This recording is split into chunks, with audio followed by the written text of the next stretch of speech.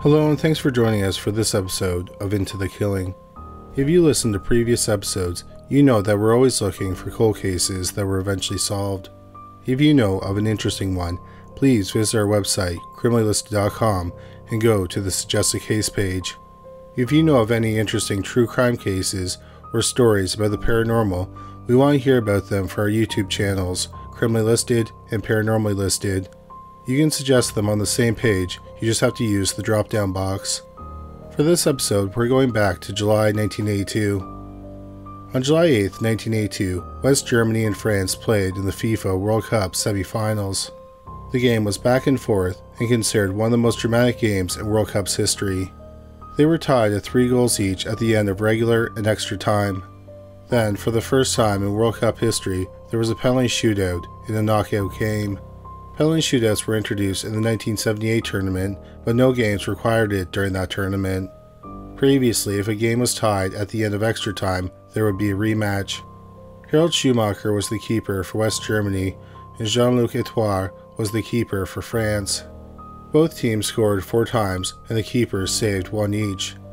France's 6th kicker was Maxime Bossis, and Schumacher made the save. West Germany's 6th kicker was Horst Hrubesch. Hrubesch put it past Etoile, sending Germany to the World Cup finals. West Germany ended up losing in the finals to Italy 3-1. Since 1982, there have been 35 penalty shootouts in World Cup knockout games. The most recent being the 2022 World Cup finals, where Argentina beat France 4-2 in penalty kicks. It was the 3rd time penalty kicks have decided the World Cup title. The other 2 were 1994 and 2006. On July 15, 1982, children playing on the banks of the Green River in Seattle, Washington, found the floating remains of a teenage girl. She was later identified as 16-year-old Wendy Caulfield. Wendy was last seen alive a week earlier on July 8, 1982, when she left her foster home. She had been strangled to death. At the time, the police had no idea that her murder was one of the first of many killings associated with the Green River Killer. Between 1982 and 1998, the Green River Killer killed dozens of women. He preyed upon young women who were either runaways or sex workers. He often dumped their bodies in the Green River, which is how he got his nickname. Weeks after Wendy's body was found, a task force to catch the killer was set up, and they got help from an unlikely source.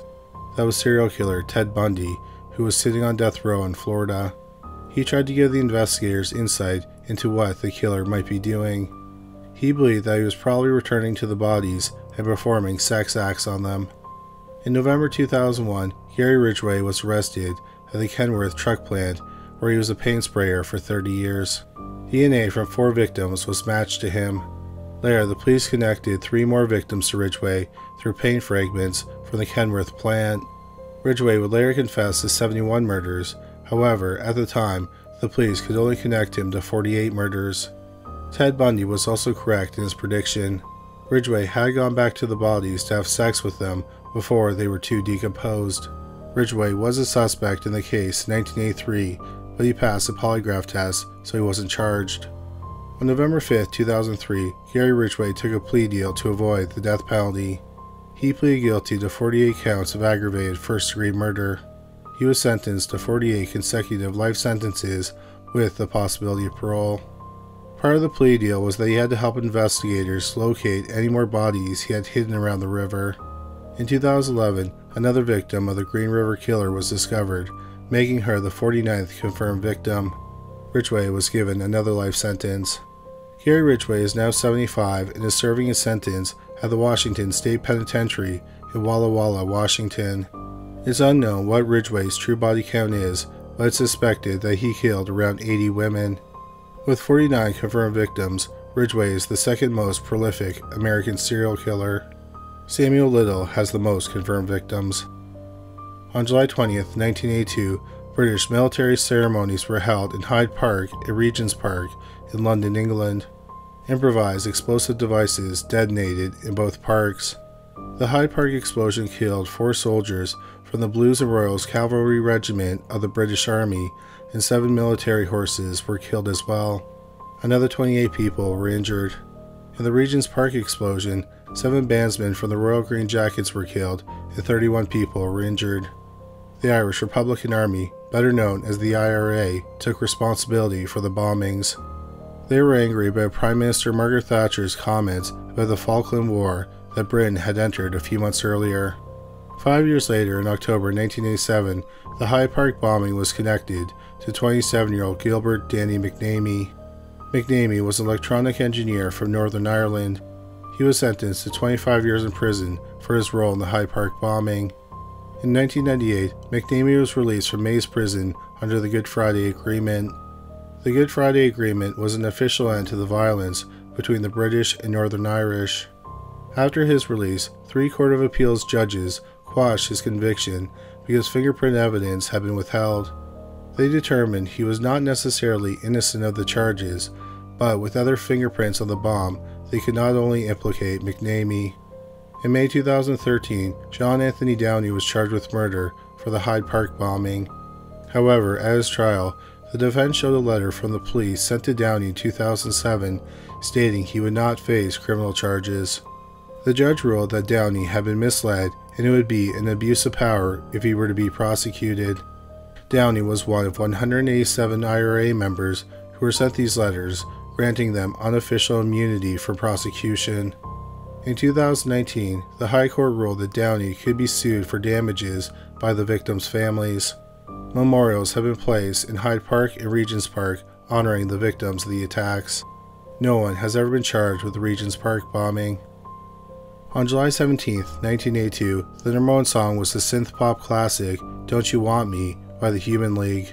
Rolling Stone magazine called it the breakthrough song of the Second British Invasion.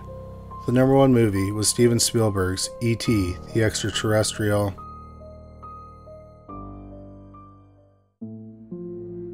On July 17, 1982, some people were hiking on Mount Rose in Washoe County, Nevada. Mount Rose, an extinct volcano, is the 3rd tallest mountain in the Carson Mountain Range. Mount Rose is between Reno, Nevada and Lake Tahoe, which straddles the borders of Nevada and California. The hikers made a horrifying discovery in an area known as Sheep's Flat on the Lake Tahoe side of the mountain. It was the dead body of a woman. She was lying face down and she was fully clothed. A pair of men's underwear was on her head. She had been shot twice in the back of the head. It's believed that she was shot when she was bending over, possibly when she was tying her shoes. The medical examiner thought she had been dead less than 24 hours. The medical examiner found evidence that she had been sexually assaulted. The woman did not have any identification. The police searched the area where the body was found, and they did not find any more of the woman's belongings. She did not match any missing persons reports. We're just going to take a short break to bring you a word from our sponsor. Discover why Stephen King is raving about the blockbuster new thriller from New York Times bestselling author Emiko Jean. He says The Return of Ellie Black is a page-turning suspense novel, a shrewd character study, and a captivating mystery, all at the same time. I couldn't put it down until I experienced every last twist and turn. Detective Chelsea Calhoun's life is turned upside down when she gets the call from Ellie Black. A girl who disappeared years earlier has resurfaced in the woods of Washington State, but Ellie's reappearance forces Chelsea to ask questions with deadly answers. Read The Return of Ellie Black by Emiko Jean, available wherever books are sold. 2 days after the body was found, the police asked the public if anyone knew the woman's identity. It's believed that she was between 25 and 35 years old. She was white, 5'5", and weighed 112 pounds. She had long brown hair that she wore in a bun and hazel eyes. She had a vaccination scar on her upper left arm.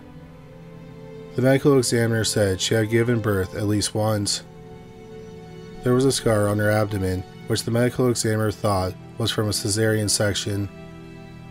Within weeks of the shooting, the police followed up on 30 promising leads, but they were no closer to finding out who the woman was. Without knowing the woman's identity, it made finding her killer even more difficult. If they had known the woman's identity, they would have had a whole field of suspects, such as romantic partners, jealous romantic rivals, enemies, etc. For all they knew, it could have been a stranger-on-stranger murder, which is considered the hardest type of case to solve.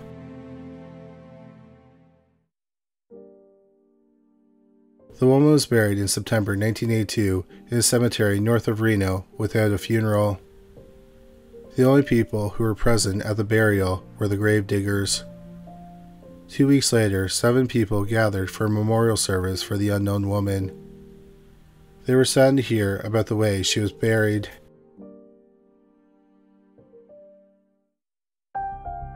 One lead the police did follow up on was that the medical examiner thought, based on her dental work, that the woman was European or had lived in Europe for a period of her life. The medical examiner also thought that the vaccination scar was similar to those vaccinated in Germany.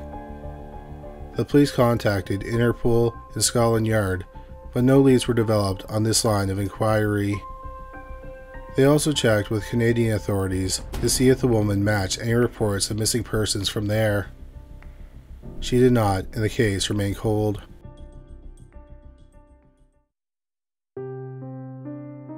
The woman became known as the Sheep's Flat Jane Doe. Occasionally, the Reno Gazette-Journal newspaper would publish an article about the woman. Many people were bothered that no one claimed the body. They thought she had to have family and friends who missed her. But decades passed and the woman was not identified. Nor was there much progress made on finding out who raped and murdered her.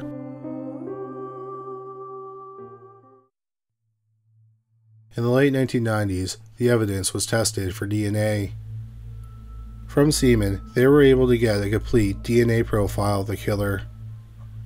The profile was run through state and national DNA databases, but no match was found. The DNA profile was shared with Interpol and Scotland Yard, which put it into their databases. But like the victims, the killer remained unidentified. In 2010, there was an independent review of the victims' dental work. They discredited the theory that the dental work was done in Europe. So the police refocused their efforts on finding a woman who went missing from somewhere in North America.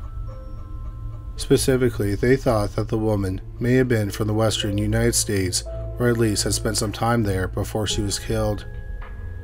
They thought this because her t-shirt was only sold in the western United States. But still, the woman went unidentified.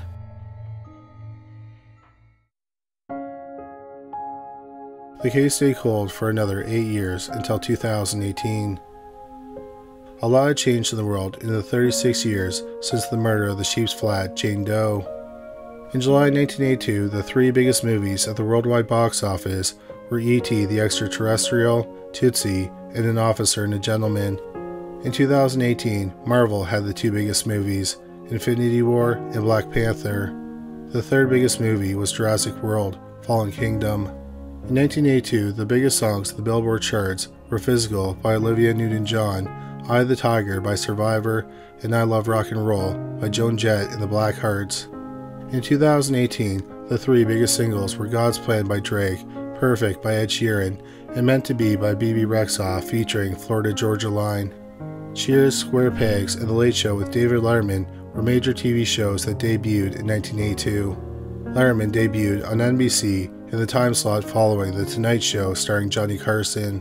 When Carson retired in 1993, many people, including Carson and Letterman, believed that Letterman would take over The Tonight Show's hosting duties. Besides being in the time slot following Carson, Letterman had been a guest host of The Tonight Show several times. Instead, the hosting job went to Jay Leno. This prompted Letterman to move to CBS and launch The Late Show with David Letterman to run head-to-head with Leno's Tonight Show.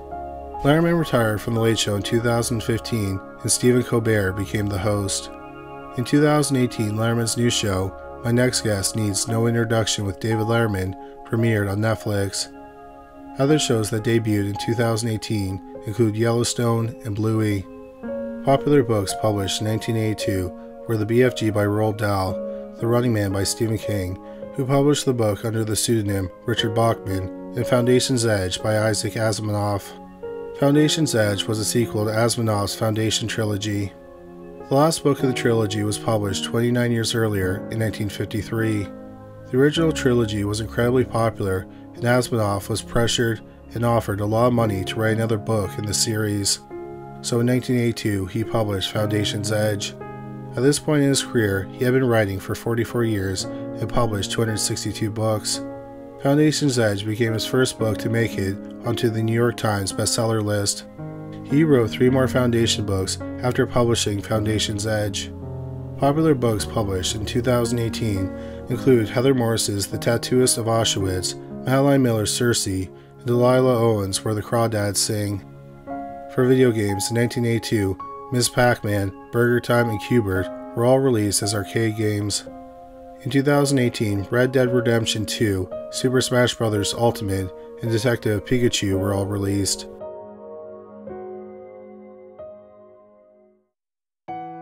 In February 2018, the annual meeting of American Forensic Sciences was held in Seattle, Washington. A criminalist from Washoe County's Forensic Science Division attended the conference. He sat in on a lecture given by Dr. Colleen Fitzpatrick, one of the co-founders of the DNA Dope Project. Dr. Fitzpatrick is a pioneer in the field of genetic genealogy. The DNA Doe Project identifies John and Jane Does using genetic genealogy. Dr. Fitzpatrick's lecture was about that process, and the criminalist immediately thought about the sheep's flat Jane Doe. Months later, in April 2018, the victim's DNA profile was sent to the DNA Doe Project. In turn, they sent the DNA to a private DNA lab, and then the profile was uploaded to the online DNA database, GEDmatch. Genetic genealogy led them to John and Blanche Salvini, who lived in Detroit, Michigan. The couple had 3 children, including one daughter, Mary Edith Salvini, who was born on September 29, 1948. This would have made her 33 in July 1982, putting her in the sheep's flat Jane Doe age range. The sheep's flat Jane Doe had given birth, and in 1972, Mary had given birth. She immediately gave the child out for adoption. The investigators learned that in 1974, Mary had been arrested in Detroit for loitering, and the police still had her fingerprints on file. They were compared to the fingerprints of the sheep's flat Jane Doe, and they matched, confirming that she was Mary Salvini. Mary had never been reported missing. She grew up in Detroit with her father and 2 brothers. Her mother left the family when Mary was young. Her mother spent most of her life in psychiatric institutes. Her mother died in 1980. Her father died in 1974 when she was 16 years old. Sometime after her father's death and before her murder, she moved to California. Not much is known about her life in California. Her brother, Charles Savini, died by suicide in 1982 in San Diego, California. He was 34. He died 3 months after his sister was murdered. 10 years earlier, in January 1972, Charles took part in a robbery at a bar in Fresno, California. During the robbery, the bar's owner, 40-year-old Ara Arax, was shot and killed. The crime wasn't solved until 2000, when the getaway driver said that Charles and another man, Thomas Joseph Zacharias, were the men who robbed the bar and killed Arax. Zacharias was convicted of the murder in January 2003, 31 years after it was committed. He was sentenced to life in prison without the possibility of parole. Mary's other brother got married in Detroit and had a son. He left his family when his son was 4. Like his siblings, he went to California, and then he settled in Oregon. He died in 2013 at age 72. Robert was estranged from his entire family, and his isolation may have been why he never reported his sister missing. Mary's closest living relative is Robert's son, Robert Jr. Robert Jr. had never met Mary.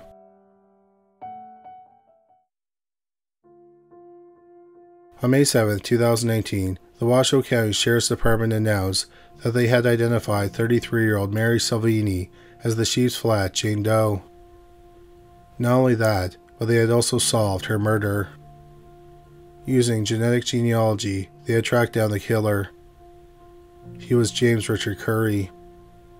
Coincidentally, Curry was Mary's mother's maiden name.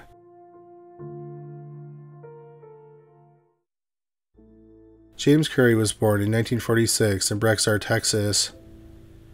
In 1970, he was sentenced to 20 years in prison for armed robbery. He served about 7 years, and he was released in 1977. He then relocated to Washoe, California, where he worked as a locksmith. One of his fellow locksmiths was 40-year-old James DeWitt Robinson. In 1976, Robinson received $100,000 in a settlement from a personal injury lawsuit. He then bought some property. He only kept the property briefly and then sold it in June 1977. Then Robinson mysteriously disappeared. He was never reported missing, and the police did not investigate the disappearance. Sometime after the disappearance, Curry became the manager of a storage unit facility in Santa Clara, California. On July 17, 1982, Curry was in Washoe County, Nevada. 33-year-old Mary Salvini was also in the county. It's unclear why either of them was in the area. Mount Rose, where the body was found, is about a 250-mile drive from Santa Clara, where Curry was living at the time. Not much is known about Mary's time in California, so it's possible she knew Curry and traveled with him to Mount Rose, where he killed her. On the morning of January 2, 1983, the dead body of 34-year-old Sharon Novoselic was found near the Crystal Springs Reservoir in San Mateo County, California. She had been raped and shot in the head. 2 hours later, her husband, 39-year-old Gerald Novoselic, was found dead in the couple's apartment by a friend. The couple ran a storage unit facility in San Jose, California. A witness said that the day before the bodies were found, he was driving on Highway 92, not far from where Sharon's body was found. He saw a woman run across the highway to get away from a man with a gun who was chasing her. Since the man had a gun, he decided not to stop, and instead, he wanted to try and find a phone. When he could not find a phone, he returned to the area, but did not see the man or the woman. He did see a yellow Lincoln Continental parked on the shoulder of the highway. James Curry knew the couple. They worked for the same storage unit company, and their facilities were 2 miles apart from each other. Curry also owned a yellow Lincoln Continental. On January 4th, 2 days after the bodies were found, the police asked 36-year-old James Curry to come in for an interview, and he agreed. While talking to the police, he admitted that he killed the couple. He said that the motivation for the murder stemmed from an incident that happened over a year earlier, around Christmas 1981. Curry said he attended a company Christmas party that Gerald and Sharon also attended. He said that Gerald was drunk and acting obnoxious. He then started bad-mouthing the company that employed them, and Curry didn't like that. Over a year later, on New Year's Day 1983, Gerald contacted him because he wanted to buy a .45 caliber handgun from him. Curry said he went to the couple's apartment with the gun. Gerald was sitting on a recliner and asked him how the gun worked. Curry said he walked over, cocked the gun, and shot Gerald. He then sexually assaulted Sharon. He grabbed $400 that was in the couple's apartment. He then got Sharon into the car. He planned to drive her to the airport and force her to get on a plane. On the way, he had to urinate, so he pulled over and got out of the car. Sharon then ran from the car and he chased her. He sexually assaulted her and then shot her to death. Curry was not done confessing. He explained that he had an acquaintance, 38-year-old Richard Lemon. Lemon stored some of his belongings, like a truck and 2 motorcycles, at the facility he managed. Curry said that in early 1982, Lemon became useless to him and he wanted his motorcycles. On February 17, 1982, Curry said that he had Lemon come to the storage unit. He shot him once in the head with a .38 caliber gun. He then put his body in a crate and sealed it. He said that the body was still in the storage unit. He said he gave one of the motorcycles to his son. The police went to the storage unit and they found the dead body of 38-year-old Richard Lemon.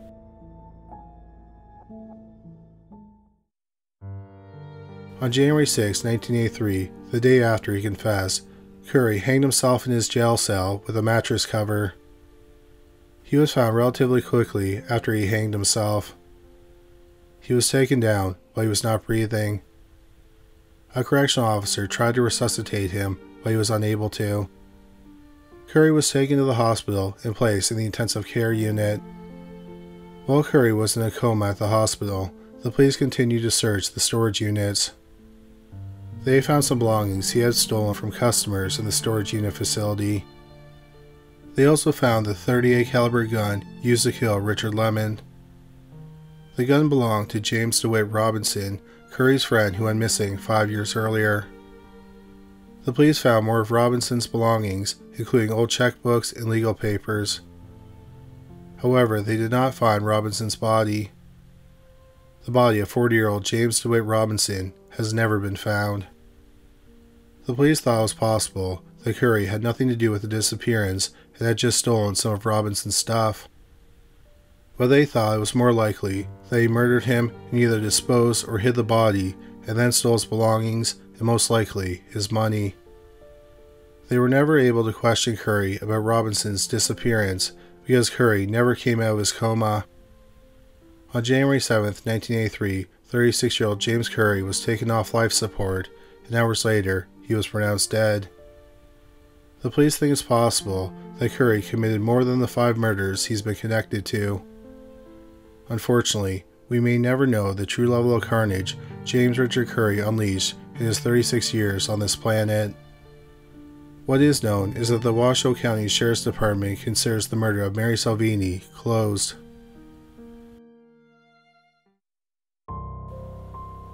Thank you so much for listening to this week's episode. As we said in the opening, if you know of any cases to suggest for Into the Killing, please let us know on the Suggest a Case page on our website, criminallylisted.com. But that's all for this week. Thank you again for listening. Please stay safe and take care of yourself.